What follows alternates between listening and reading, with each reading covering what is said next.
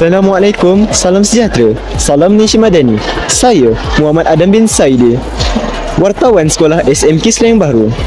Dan pada hari ini, saya akan membincangkan sesuatu yang amat penting dalam sistem pendidikan kita,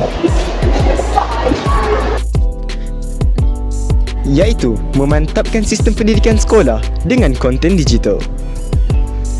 Di era teknologi ini, bagaimana kita dapat menerapkan konten digital di dalam sistem pendidikan?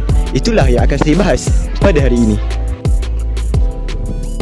Antara konten digital yang membantu dalam pembelajaran adalah video, e-buku dan aplikasi telah sangat mempengaruhi tahap pengetahuan. Kandungan digital memberikan impak besar dalam pengajaran dan pembelajaran. Pertama sekali, pembelajaran di mana jua. Pelajar dapat belajar pada bila-bila masa dan di mana-mana jua. Hal ini dapat membantu pelajar dalam memaksimumkan masa lapang dengan hal-hal yang berfaedah. Di samping itu, mengulang kaji pelajaran. Pelajar boleh mengulang kaji materi pelajaran yang telah dipelajari ketika di dalam bilik darjah dengan lebih efisien. Selain itu, pembelajaran akan menjadi lebih menarik. Video simulasi VR akan menjadikan pembelajaran lebih menarik. Hal sebegini akan menceriakan suasana bilik darjah.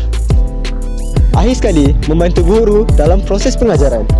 Bahan digital memudahkan pengajaran serta menjadikan pengajaran lebih kreatif.